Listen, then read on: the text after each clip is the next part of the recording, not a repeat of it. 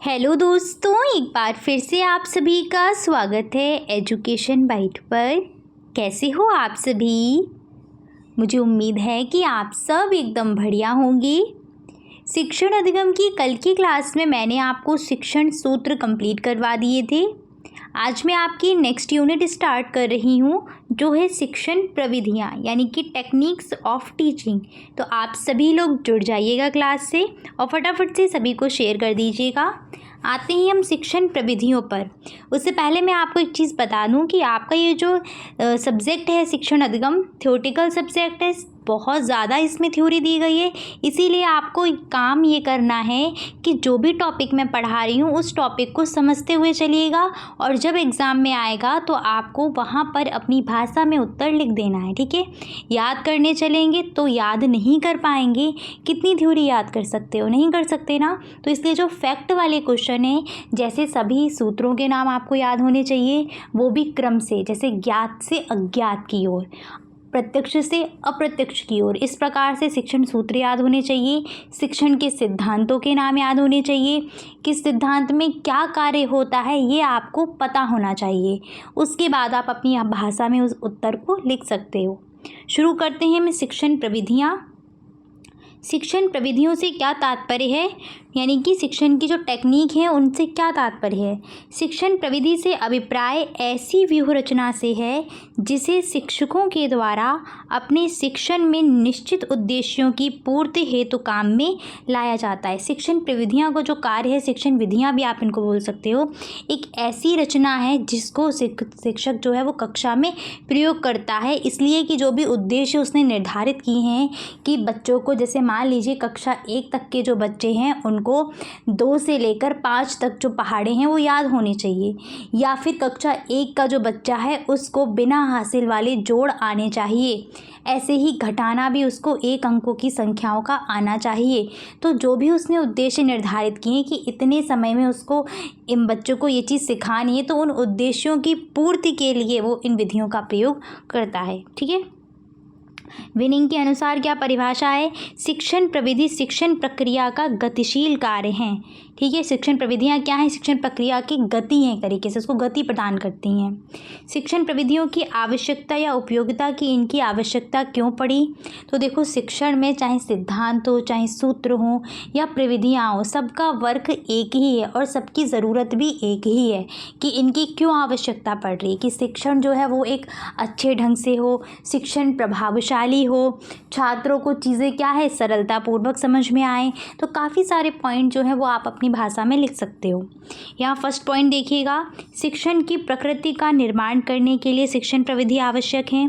शिक्षण उद्देश्यों का निर्धारण करने में कि क्या उद्देश्य है, कितना पढ़ाना है, कितना समझाना है, क्या करना है, इसके निर्धारण में सुनियोजित, सुसंगठित व अच्छे ढंग से पाठ योजनाओं को क्रियान्वित करने के लिए शिक्षण प्रविधि आवश्यक है।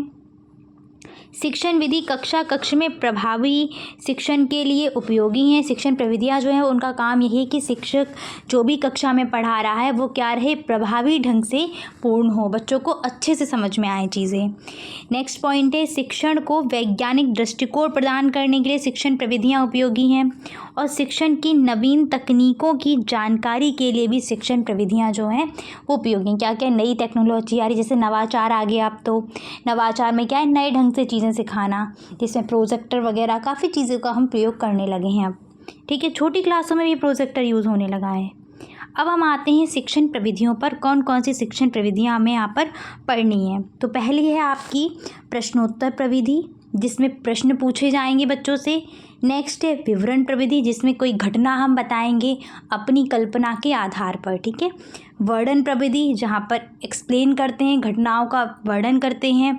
व्याख्यान प्रविधि, कोई अगर ऐसा टॉपिक आ रहा है जहाँ पर क्या हमें उसकी गहनता से अध्ययन कराना है तो हम व्याख्यान करेंगे, वो व्याख्यान प्रविधि होती है।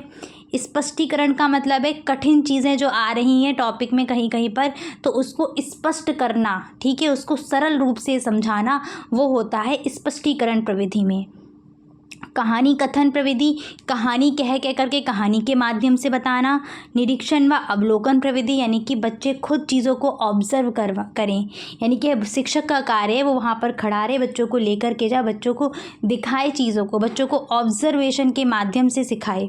ठीक है। उदाहरण प्रविधि, एग्जाम्पल्स के द्वारा चीज़ों को सिखाना। खेल या गतिविधि प्रविधि, यानी कि एक्टिविटी के द्वारा या खेल खेल में बच्चों को सिखाना, तो वहाँ खेल प्रविधि रहती है। समूह चर्चा प्रविधि, यानी कि ग्रुप हमने बना दिया और उस ग्रुप में क्या है, डिस्कस कर रहे हैं बच्चे और उसके माध्यम से वो सीख रहे हैं, तो ये रहेगी समूह चर्चा प्रविधि। प्रयोगात्मक कार्य प्रविधि, जो आपकी विज्ञान में कहीं ना कहीं काफ़ी हद तक इम्पॉर्टेंट रहने वाली है। वाद विवाद प्रविधि, यानी कि दो पक्ष बना दिए, एक पक्ष कुछ विचार देगा, दूसरा कुछ विचार देगा, दोनों अपोजिट देते हैं यहाँ पर विचार। ठीक है। तर्क करते हैं एक दूसरे से और इस तर्क वितर्क में ही किसी ना किसी कंक्लूज़न पर पहुँचते हैं, तो वही कंक्लूज़न क्या है जिसको दोनों पक्ष सीखते हैं। ठीक है। कार्यशाला प्रविधि और नेक्स्ट है आपकी भ्रमण प्रविधि। तो ये कुछ प्रविधियाँ हैं जिनको हमको पढ़ना है। शुरू करते हैं सबसे पहले हम प्रश्नोत्तर प्रविधि से। आइएगा, प्रश्नोत्तर प्रविधि क्या है? तो प्रश्नोत्तर प्रविधि का निर्माण एथेंस के प्रसिद्ध दार्शनिक सुकरात ने किया था, इसीलिए इस विधि को हम सुकरात प्रविधि के नाम से भी जानते हैं। यह जनतांत्रिक व्यूहरचना है। प्रश्नोत्तर प्रविधि में हम करते क्या हैं? तो प्रश्नोत्तर प्रविधि का प्रयोग करके बालक के पूर्व ज्ञान की जांच की जाती है और उसके बाद आगे आने वाले ज्ञान को उससे जोड़ करके बताया जाता है। जब आप पहली बार कक्षा में पढ़ाने जाएंगे तो सबसे पहले आपको ये जानकारी होनी चाहिए कि बच्चे को कितना आता है, और इस जानकारी को लेने के लिए आप कुछ ना कुछ प्रश्न बच्चों से पूछते हैं। ठीक है। जब आप उन प्रश्नों को पूछते हैं तो उन प्रश्नों से ही आपको पता चलता है कि बच्चों को कितनी जानकारी है, और उसी के आधार पर आप नई जानकारी को वहाँ पर ऐड कर देते हैं। तो ये होता है आपका प्रश्नोत्तर प्रविधि में। जैसे कि मान लीजिए कि आपको पढ़ाने जाना है सौर मंडल का टॉपिक। ठीक है। तो आप क्लास में जाएंगे, बच्चों से पूछेंगे, बच्चों आप लोग कहाँ रहते हैं? तो वो कहेंगे ज़मीन पर रहते हैं। ज़मीन कहाँ पर है? ज़मीन का बड़ा रूप बताएं कि हम शहर में रहते हैं, नगर में रहते हैं, ऐसे काफ़ी सारी बात करेंगे। फिर वो आ जाएंगे हम धरती पर रहते हैं। धरती क्या है नहीं पता उनको। ठीक है। तो आप इतना तो समझिए कि बच्चों को पूर्व ज्ञान कहाँ तक है? धरती तक है। फिर आप उनको ग्रह की तरफ ले जाओगे, ग्रह होते हैं, उपग्रह होते हैं, तारे होते हैं, ऐसे करके आप जोड़ दोगे। या आप यहाँ पर इसको ऐसे भी ले सकते हैं, आपको महाद्वीप पढ़ाने हैं तब भी आप यहीं से स्टार्ट करोगे, बच्चों आप कौन से शहर में रहते हो इसमें। फिर आप पूछेंगे बच्चों आप कौन से प्रदेश में रहते हैं, कौन से देश में रहते हैं, कौन कौन से देशों के बारे में आप जानते हैं कि अच्छा देश क्या होते, ऐसे कर करके आप ले जाएंगे उन्हें महाद्वीप और महासागर की तरफ। तो उनके पूर्व ज्ञान, उन्हें कितना ज्ञान है वो खुद बच्चे आंसर देंगे और उसके बाद आपको उसी ज्ञान को जोड़ देना है नए ज्ञान से। क्लियर है? चलिए अब आते हैं प्रश्नोत्तर प्रविधि के गुण क्या क्या हैं, काफ़ी इंपॉर्टेंट है। तो प्रश्नोत्तर प्रविधि में छात्र और शिक्षक दोनों ही क्रियाशील रहते हैं, बच्चे भी एक्टिव रहते हैं और शिक्षक भी एक्टिव रहते हैं। क्वेश्चन पूछे जा रहे हैं तो बच्चे भी कहीं ना कहीं उत्तर देंगे, इसलिए वो एक्टिव रहेंगे और एकाग्रचित होकर शिक्षक के प्रश्नों को सुनेंगे। इस प्रविधि में छात्रों को स्वयं सोचने के अवसर मिलते हैं जिससे वह अपनी समस्या का समाधान कर सकता है। बच्चे को जैसे ही आपने क्वेश्चन बोला तो बच्चा कहीं ना कहीं सोचेगा, कई सारे विचार उसके माइंड में आएंगे और फिर उसके बाद सोचने के बाद वो आपको कहीं ना कहीं उन विचारों में से एक उत्तर देगा। ठीक है। इसके बाद है इस प्रविधि के प्रयोग से कक्षा में अनुशासन की हीनता की समस्या नहीं आती, अनुशासन बना रहता है। छात्रों में नवीन ज्ञान की जिज्ञासा बनी रहती है। जैसे ही आप प्रश्न पूछेंगे तो कहीं ना कहीं बच्चों में ये जिज्ञासा आई कि टीचर पढ़ाने क्या वाला है, क्या सीखना है, क्या सिखाएगा आज, तो जिज्ञासा उत्पन्न होगी। नेक्स्ट पॉइंट है सीखे हुए ज्ञान और कौशल की पुनरावृत्ति के अवसर प्रदान करने पर विद्यार्थी के मस्तिष्क में व्यूहरचना निर्मित होती है इसके द्वारा। इसके बाद है विद्यार्थियों में रुचियों, आदतों, आदर्शों का विकास करने में या सृजनात्मकता का विकास करने में भी आपकी जो प्रश्नोत्तर प्रविधि है वो कहीं ना कहीं उपयोगी है। ठीक है, ये इसका गुण है। इसके बाद नेक्स्ट आएगा प्रश्नोत्तर प्रविधि के दोष क्या हैं। यह प्रविधि उच्च कक्षा के लिए उपयोगी नहीं है। सभी अध्यापक अच्छे प्रश्नों का निर्माण नहीं करते हैं जिसका प्रभाव शिक्षण अधिगम की प्रक्रिया पर पड़ता है। आपको पता होना चाहिए कि जब आप कोई शिक्षक है अब वो क्वेश्चन पूछ रहा है फालतू के क्वेश्चन नहीं पूछने हैं, उसी टॉपिक से रिलेटेड क्वेश्चन पूछने हैं। अगर आप अच्छे प्रश्नों का निर्माण नहीं कर पाएंगे तो कहीं ना कहीं प्रश्नोत्तर प्रविधि विफल रहेगी। इसके बाद आइएगा अच्छे प्रश्नों की विशेषता, ये इम्पॉर्टेंट है। तो अच्छे प्रश्नों की विशेषता क्या है कि जो प्रश्न हो वो शिक्षण स्तर के अनुकूल हों। बच्चा जिस स्तर का है उसी स्तर के प्रश्न होने चाहिए। प्रश्नों की रचना बालक की व्यवहारिक भाषा के अनुसार होनी चाहिए, यानी कि सरल होनी चाहिए। बच्चा जिस भाषा को जानता है उसकी मदर टंग में जो है वो प्रश्न होने चाहिए। प्रश्न स्पष्ट व संक्षिप्त होने चाहिए तथा भाषा सरल व बोधगम्य होनी चाहिए। प्रश्न कैसे हों? छोटे हों और स्पष्ट हों, और उनकी जो भाषा हो वो सरल हो ताकि बच्चों को समझ में आए। ऐसा नहीं कि कक्षा 3 का बच्चा है और हम भाषा जो प्रश्न की लिख रहे हैं वो लिख रहे हैं कक्षा 10 के बच्चे के अनुसार, तो वहाँ पर ये काम नहीं करेगा। ठीक है। प्रश्नों में क्रमबद्धता होनी चाहिए, क्रम वाइज क्वेश्चन होने चाहिए आपके। प्रश्न उद्देश्य के साथ संबंधित होना चाहिए। एक प्रश्न में एक ही विचार होना चाहिए। एक से अधिक विचार वाले जो प्रश्न होते हैं वो अच्छे नहीं होते हैं। कहने का मतलब है कि अगर आप सेकेंड या थर्ड क्लास के बच्चे के सामने ऐसा क्वेश्चन बोल दें जिस क्वेश्चन में कई सारे क्वेश्चन हो तो बच्चा कंफ्यूज होगा कि किसका आंसर दें, क्या सोचें। इसलिए आपको क्वेश्चन जो है वो उनके स्तर के जैसे ही पूछना है, यानी कि छोटी क्लास के बच्चे यानी कि प्राथमिक स्तर के बच्चे तो एक क्वेश्चन ही पूछें, उसमें एक से ज़्यादा क्वेश्चन इंक्लूड ना करें। ठीक है। बड़े स्तर पर वही बच्चा 12th का है या फिर 11th का है तब की बात अलग है। यहाँ पर हम जितना शिक्षण कर रहे हैं 1 to 8 के लिए कर रहे हैं, तो उन बच्चों को ध्यान में रहते हुए हमें यहाँ पर आंसर देना है। क्लियर। इसके बाद आती है आपकी विवरण प्रविधि। विवरण प्रविधि क्या कहती है? विवरण प्रविधि में छात्रों के मस्तिष्क में वस्तुओं एवं घटनाओं के मानसिक चित्र इतने सजीव ढंग से प्रस्तुत किए जाते हैं कि पाठ्य वस्तु को वो आसानी से समझ सकें। इसमें करना क्या होता है शिक्षक को कि जो भी विषय वस्तु वो समझाने जा रहा है उससे रिलेटेड कोई घटना बनाएगा, कोई ऐसी चीज़ क्रिएट करेगा, कोई काल्पनिक चीज़ क्रिएट करेगा जिससे जो विषय वस्तु है वो बच्चों को क्या रहे एकदम सजीवता से प्रस्तुत हो जाए उनके सामने। इसका प्रयोग कहीं ना कहीं हम सामाजिक विज्ञान को पढ़ाने में कर सकते हैं। ठीक है। जैसे हम किसी काल के बारे में, मुगल काल के बारे में पढ़ा रहे हैं, किसी और काल के बारे में पढ़ा रहे हैं, तो उन राजा महाराजाओं की कहानियों को इस ढंग से आप बताइए बच्चों को कि कहीं ना कहीं बच्चे क्या करें, अपने आसपास ऐसे फील करें कि जैसे सामने ही उनके क्या चल रही है, कहानी चल रही है। इस प्रविधि में शिक्षक अपनी कल्पना शक्ति का सहारा लेते हुए किसी वस्तु या घटना को इस प्रकार से प्रदर्शित करता है या इस प्रकार से उसका विवरण करता है कि छात्र सरलता पूर्वक उसको समझ सकें। ठीक है। कल्पना शक्ति का प्रयोग करते हुए हमें एक ऐसा माहौल क्रिएट कर देना है कि बच्चों को वो चीज़ें क्या लगें, आसान लगें। ठीक है। यह प्रविधि जो है वो विज्ञान और गणित विषयों में कम उपयोगी है, जबकि सामाजिक अध्ययन विषय जो है या भूगोल विषय भी आप बोल सकते हो, सामाजिक में ज़्यादा यूज़फुल रहेगी क्योंकि वहाँ पर हम कहानियाँ भी अच्छे से निर्मित कर सकते हैं। ठीक है। आपने देखा भी होगा आपका जो एसएसटी के टीचर जो भी रहे होंगे वो इस प्रकार से कहानियाँ बनाते थे या बनाते होंगे जिनसे भी आपने पढ़ी होगी। आप सच में ऐसा अनुभव करते हैं कि जैसे वहीं पर बैठे हैं और आपके सामने वो पूरी स्टोरी चल रही है, आप खुद को उसी समय में मौजूद पाएंगे। ठीक है। और ऐसा ही शिक्षक होना भी चाहिए। इसके बाद आते विवरण प्रविधि की विशेषताएं क्या हैं। यह प्रविधि छात्रों की तार्किक शक्ति के विकास में महत्वपूर्ण है, छात्रों में जिज्ञासा उत्पन्न करने में इम्पॉर्टेंट है। ठीक है। इस प्रविधि में विषय वस्तु के प्रत्येक पक्ष पर प्रकाश डाला जाता है। इसके माध्यम से दिया गया विवरण छात्रों पर स्थायी प्रभाव डालता है। आपने नोटिस भी किया होगा जब टीचर आपको एसएसटी में कोई कहानी सुनाते हैं तो आपको वो कहानी काफ़ी टाइम तक याद रहेगी, और हो सकता है आपने जो 6, 7, 8 क्लास में कहानी पढ़ी भी होंगी, सुनी भी होंगी टीचर के मुख से, वो अभी तक आपको डिट्टो वैसी की वैसी ही याद होंगी। ईयर वगैरह भूल जाओगे, याद करने वाली चीज़ें भूल जाओगे, लेकिन कहानी नहीं भूलोगे। तो ये जो प्रविधि है एकदम स्थायी प्रभाव डालती है, यानी कि वो ज्ञान कैसा होता है, स्थायी हो जाता है। शिक्षण विवरण प्रविधि की कमियां क्या क्या हैं। यह प्रविधि शिक्षक को तो एक्टिव बना देती है पर छात्र कहीं ना कहीं निष्क्रिय हो जाते हैं, श्रोता बनकर ही रह जाते हैं। ये इसकी एक दोष है या कमी है, क्योंकि आपने देखा है जब शिक्षक कहानी सुना रहा होता है तो क्लास के 1-2 बच्चे ऐसे ज़रूर होते हैं जो सुनते भी हैं, नहीं भी सुनते हैं। ठीक है ना। तो शिक्षक तो जो एक्टिव रहता है और बच्चे जो हैं वो कहीं ना कहीं इनएक्टिव हो जाते हैं यहाँ पर। ठीक है।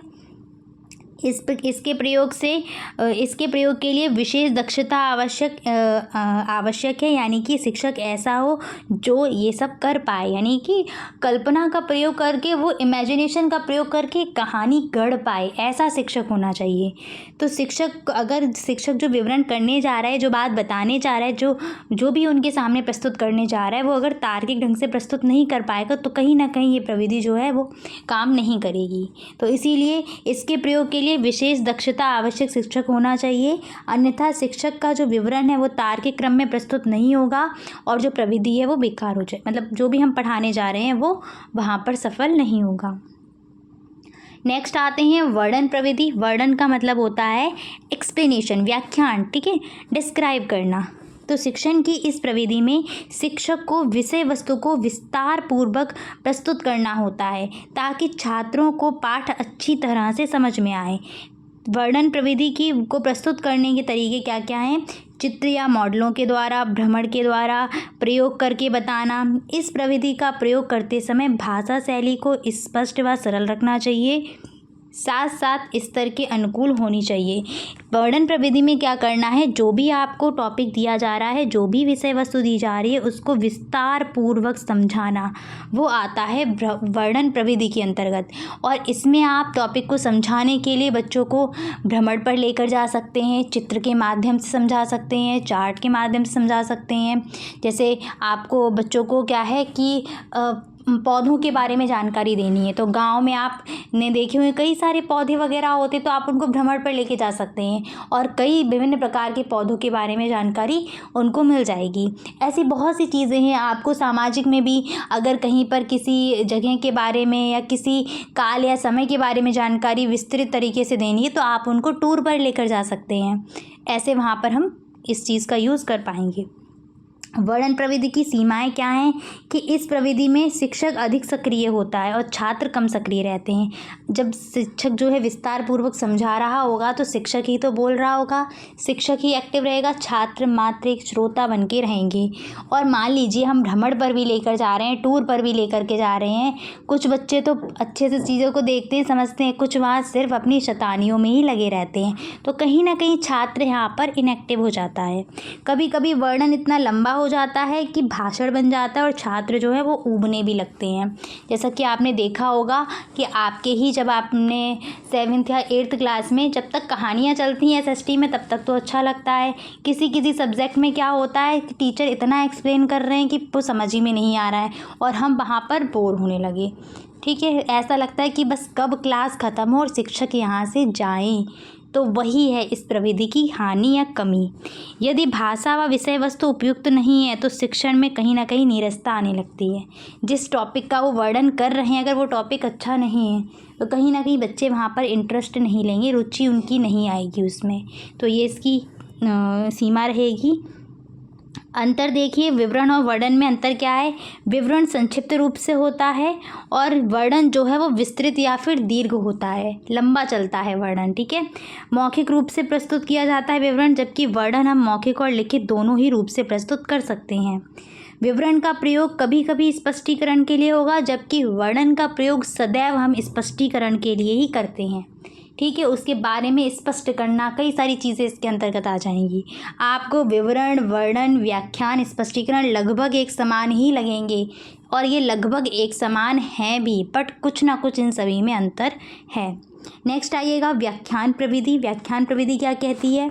व्याख्यान प्रविधि का जो प्रयोग है वो पहले गुरुकुल में हुआ करता था, जहाँ पर शिक्षक व्याख्या करते थे और छात्र उनकी व्याख्या को सुनते रहते थे और वहाँ से वो सीखते थे, ठीक है। इसका प्रयोग हम बच्चों की शंका का समाधान करने के लिए भी करते हैं। बच्चों को जहाँ कन्फ्यूज़न रहता है वहाँ पर हम व्याख्यान विधि का प्रयोग आज भी करते हैं, ठीक है। वैसे ये प्राचीन समय में हुआ करती थी। यह प्रविधि सबसे प्राचीन विधि है और यह प्राचीन शिक्षा प्रणाली में गुरुकुल में इसी आधार पर हम शिक्षा देते थे। यानी कि गुरुकुल जो प्रणाली आपने सुनी होगी, नहीं सुनी है तो आपको सेकेंड सेमेस्टर में कहीं ना कहीं आपका शायद फर्स्ट पेपर है या सेकेंड, उसमें आपकी ये दी गई है गुरुकुल प्रणाली। उसमें क्या था कि जो गुरु के यहाँ पर आश्रम में रहकर बच्चे शिक्षा प्राप्त करते थे और वहाँ पर जो गुरु थे उनके ही आदेश का पालन करना होता था, गुरु ही सब कुछ हुआ करते थे। तो गुरु वहाँ पर इसी प्रविधि का प्रयोग करते थे, व्याख्यान का। बस व्याख्या करते थे, चीज़ों का विस्तार पूर्वक वर्णन करना उनका काम रहता था, एक्सप्लेन करना। एक तरीके से आप बोल सकते हो ना कि भाषण देना, ठीक है।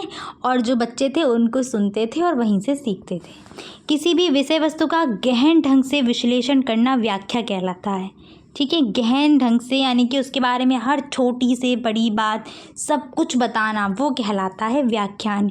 इस विधि का प्रयोग उच्च स्तर पर किया जाता है। हम लोग आज भी इसका प्रयोग करते हैं, लेकिन बड़ी कक्षा में, छोटी कक्षा में ये प्रविधि कहीं ना कहीं काम ही नहीं करेगी। बच्चे बोर हो जाएंगे, ऊधम करने लगेंगे, फिर आपका पढ़ाना भी बहुत मुश्किल हो जाएगा। इसका लाभ क्या है? तो पाठ की पुनरावृत्ति भी संभव है, कम समय में अधिक सूचना जानकारी का ज्ञान हो जाता है, जटिल विषय का सरलता से ज्ञान होता है और ऐतिहासिक ज्ञान हेतु सर्वोत्तम विधि है। इसका प्रयोग हम छोटी क्लास में तब कर सकते हैं जब रिवीजन कराना हो, तो वहाँ पर हम इसका प्रयोग कर सकते हैं। वो भी हम बहुत छोटी कक्षा में नहीं, 6 से 8 तक तो कर सकते हैं। इससे छोटे जो क्लास के बच्चे होंगे वो उनको समझ में कुछ भी नहीं आएगा, ठीक है। तो पुनरावृत्ति करनी है, यानी कि चैप्टर रिवाइज करवाना है, तब हम इसका प्रयोग कर सकते हैं, ठीक है। और इसमें करते क्या हैं, बहुत ही कम टाइम में ज़्यादा जानकारी बच्चों को दे दी जाएगी। दोष क्या क्या है? छात्र मात्र निष्क्रिय श्रोता बन जाता है, तर्क का अभाव रहता है, क्योंकि बस छात्र को सुनना है, वहाँ पर वो बोलेगा नहीं।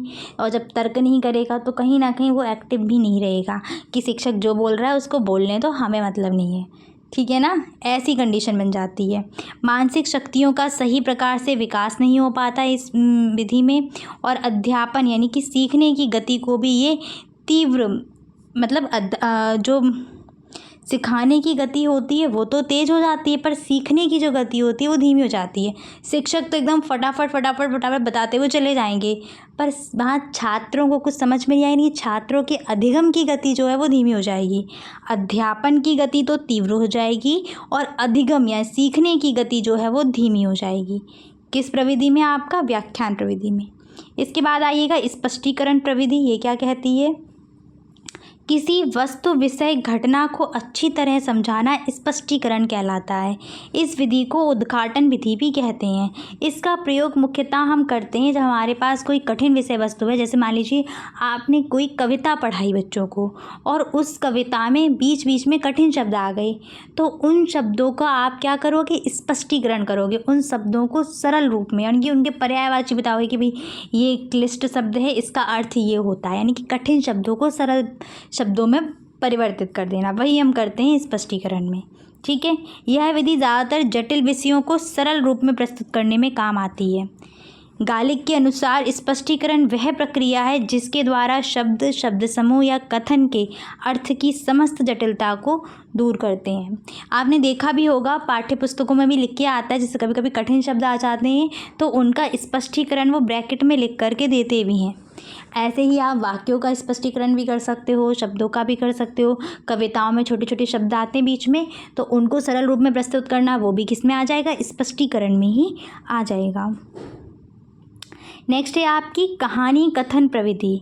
कहानी कथन, कहानी और कथन मीन्स कहना, ठीक है। इसको कथावाचन प्रविधि भी बोलते हैं। कथावाचन का मतलब क्या है? कथा मीन्स कहानी, वाचन मीन्स कहना। प्राथमिक स्तर पर सबसे ज़्यादा आपकी इम्पॉर्टेंट रहती है ये, क्योंकि बच्चे क्या हैं, आपने देखा होगा, आप लोगों ने भी छोटे जब होंगे तो दादी नानी के पास रहने का बड़ा शौक़ था। क्यों? क्योंकि वो रोज़ कहानियाँ सुनाती थी, और कहीं ना कहीं जब वो कहानियाँ सुनाती थी तो हमारी जिज्ञासा भी बनती थी कि अच्छा ऐसा होता है, परियाँ होती हैं, परियों की कहानी। ऐसी बहुत सी कहानियाँ सुनी होंगी जो शायद मतलब काल्पनिक हैं, जिनका कोई वास्तविकता से कोई लेना देना नहीं है, बट हम कहानी बड़े अच्छे से सुनते थे। तो छोटे स्तर पर प्राइमरी का जो बच्चा है उसको 2 ही चीज़ों से पढ़ाई आती है, यानी कि 2 ही चीज़ों से हम उन्हें पढ़ाई करवा सकते हैं, एक तो कहानी से और एक खेल के माध्यम से। तो हमें इन्हीं को एक तरीके से बोलते हैं ना, इन्हीं के आधार पर शिक्षा देनी है, इन्हीं चीज़ों को शिक्षा से जोड़ देना है और फिर हमें बच्चों को शिक्षित करना है। तो इस प्रविधि में क्या होता है, इस प्रविधि में कम उम्र के बच्चों के लिए यह प्रविधि बहुत उपयोगी है। कहानी कहते समय विषय वस्तु के जटिल भागों को इतना सरल बना दिया जाता है कि बच्चे उसे आसानी से समझ लेते हैं। कहानी कथन जो प्रविधि है छात्र की जिज्ञासा बढ़ाने और आत्मविश्वास बढ़ाने में सहायता प्रदान करती है।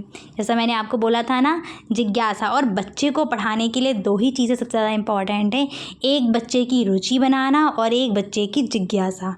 बच्चे को अगर आपने उसकी रुचि उत्पन्न कर दी तो बच्चा सीखने लगेगा, और अगर आपने उसकी जिज्ञासा उसमें उत्पन्न कर दी तो फिर वो उसी के पीछे लगा रहेगा। जैसे आपने छोटे बच्चों को देखा है, उन्हें अगर कोई टॉय दिलवा देते हैं ना, कोई कार वगैरह उनको दिलवा दी गई, तो वो तब तक उसमें लगे रहते हैं जब तक उसके वो सारे के सारे जितने भी पार्ट्स होते हैं सबको अलग नहीं कर देते, क्योंकि वो उनकी जिज्ञासा है। इसको खोला मुंदी करना, ऐसे सब कुछ करना, वो उनकी जिज्ञासा है। तो जब तक उनकी जिज्ञासा जागृत नहीं करोगे तब तक वो इंटरेस्ट नहीं लेंगे। ठीक है, तो ये इस प्रविधि का इसका उद्देश्य क्या है, छात्रों में मौखिक अभिव्यक्ति का विकास करना, ये इसका उद्देश्य रहेगा। छात्रों में सृजनात्मकता का विकास करना। आपने देखा होगा बच्चों से कहानियाँ बनवाई भी जाती हैं। आजकल जो है आपने देखे होंगे कि जो शिक्षा है वो बहुत ही उच्च स्तर पर पहुंचती जा रही है, यानी कि उसमें कई सुधार कर लिए गए हैं। बच्चों को छोटे छोटे आप 4-5 पात्र दे दीजिएगा और फिर बोलिए कि इससे एक छोटी सी कहानी बनाइए, तो खुद वो कहानी बनाएंगे। वरना मैंने देखा है कि ऐसे ही एक छोटा सा बच्चा आता है मेरे पास, मैं उसको जब पढ़ा रही थी तो एक स्टोरी चल रही थी स्टार्टिंग में। उसमें था कि 2-3 मतलब पक्षी के नाम थे और वो क्या कर रहे थे, घोंसला बनाने की बात थी उसमें, कि वो तीनों अपना घोंसला बना रहे थे और ये देखना था कि तीनों में किसका घोंसला जो है वो सबसे ज़्यादा स्ट्रॉन्ग रहे, यानी कि सबसे ज़्यादा मजबूत घोंसला है। तो जब मैं कहानी उसको पढ़ा रही थी और आधी कहानी ही हो पाई थी, तो कहीं ना कहीं वो आगे की कहानी खुद ही बताने लगा कि अच्छा ऐसा हुआ होगा, आंधी आई होगी तो उसका घोंसला उड़ गया होगा। मतलब वो कहीं ना कहीं आधी कहानी उसने सुनी और उससे उसने अपने मन की आगे की जो बात है अपने मन से, अपनी कल्पना से आगे की बात को गढ़ लिया, यानी कि कहानी खुद बना ली। यही होती है सृजनात्मकता। जबकि वो कहानी वो पहली बार ही पढ़ रहा था, ना कहीं उसने पढ़ी थी ना किसी ने उसको बताई थी। तो इसीलिए जब कहानी हम बच्चों को सुनाते हैं तो कहीं ना कहीं उनमें क्या आती है, सृजनात्मक की क्षमता भी जो है विकसित होने लगती है। छात्रों में कल्पना एवं स्मरण शक्ति को विकास करने में भी हम कहानी कथन विधि का प्रयोग करेंगे। नैतिक मूल्यों का विकास करने में ये इम्पॉर्टेंट पॉइंट है, क्योंकि बच्चों की आपने मोरल बुक देखी होगी शायद, नाम तो सबके यहाँ पर अलग अलग होती है। उसमें क्या होता है, काफ़ी सारी स्टोरी होती हैं और उन स्टोरी के बाद में क्या होता है, कहीं ना कहीं एक निष्कर्ष होता है या एक सीख होती है कि हाँ इसका मोरल ये है कि जैसे चोरी करना पाप है, लालच बुरी बला है, ये मोरल होते हैं स्टोरी के। तो बच्चों में कहीं ना कहीं यहाँ से नैतिक मूल्य भी विकसित हो रहे हैं। और जिज्ञासा बढ़ाना तो मैंने आपको बता ही दिया पहले ही। तो ये सब कहानी कथन विधि के उद्देश्य या गुण रहेंगे। इसके बाद है आपकी निरीक्षण व अवलोकन प्रविधि। तो यहाँ से जो नेक्स्ट आपकी प्रविधियाँ हैं वो मैं नेक्स्ट क्लास में कंप्लीट कराऊँगी। आज इतना ही रखती हूँ, फिर मिलूँगी आपकी नेक्स्ट क्लास में। Thanks for watching and please like, share and subscribe my channel. Bye bye. Take care.